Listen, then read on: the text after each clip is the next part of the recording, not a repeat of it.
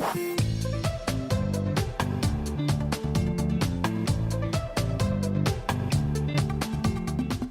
remaining LSAT flex dates with 3 sections, and that's it, are February happening now, then April and June. Anybody here taking June? Aiming for June? Yeah. Okay, cool. Maybe. So June LSAT flex is the last one with only the 3 sections. Starting in August and beyond, as far as we know indefinitely, they're going to be adding back in that unscored experimental section. It'll be any of logic games, logical reasoning, or reading comp. You won't know which one it is during the exam. It could be first, second, third, or fourth. So you're taking the LSAT February, April, June this year. You've got 3 scored sections back to back, and you're done. That's it.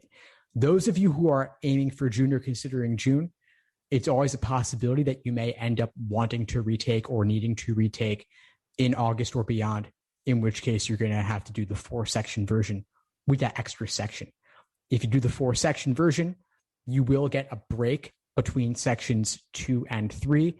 It'll still be on ProctorU. It'll still be that online format that you're already used to from Law Hub, I hope, but you will have that 4th section. So I'm putting some information in the chat about this, a couple of links to LSAC's site, a couple of links to videos I made last week about this.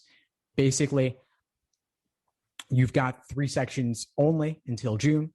After June, meaning August beyond, you've got 4 sections, but it's still online, still at home, still with ProctorU. Same exact format that you see in Law Hub, that you've seen for the digital LSAT, the LSAT Flex. It'll still be the same going forward. What else should I mention? They released the test dates last week for every LSAT for the next year and a half or so. Previously, we'd only known about April. Now we know there's going to be an LSAT in June as we expected. There will not be an LSAT in July. We were all kind of expecting a July LSAT because that's how it was in the past couple of years.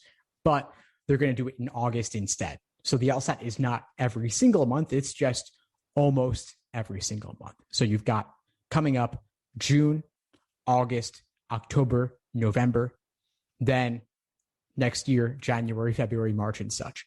But there's no LSAT in 2021 in July or September or December.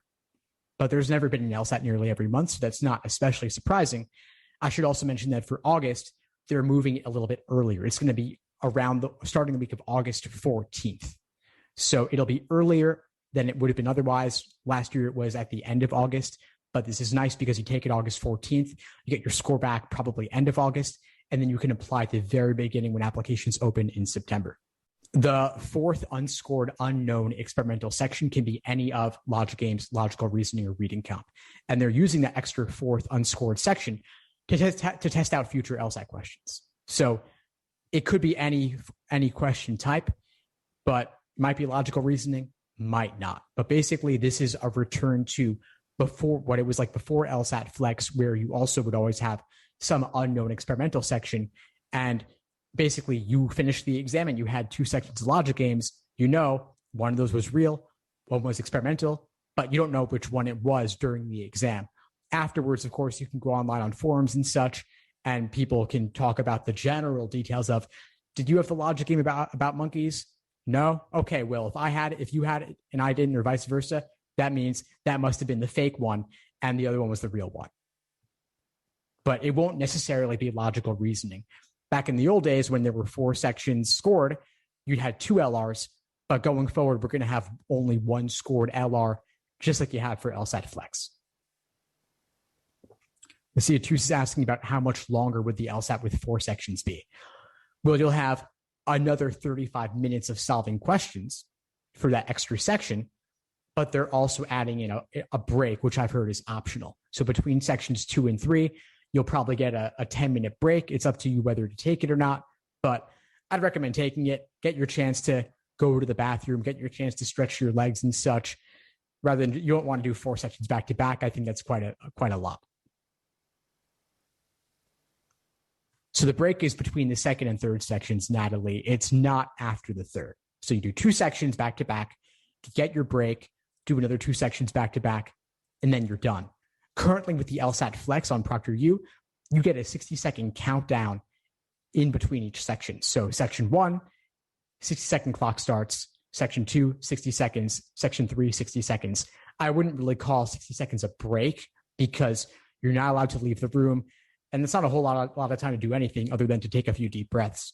But it's adding in altogether, that extra fourth section is adding in 35 minutes plus approximately 10 minutes. And then if you leave the room and come back, they'll do a quick security check. It won't be as comprehensive as when you start the exam. So allow maybe another 2 minutes for the security check to basically, I guess, re-verify your ID or something like that. Do a quick sweep of the room to make sure everything is secure. There's no banned items or anything.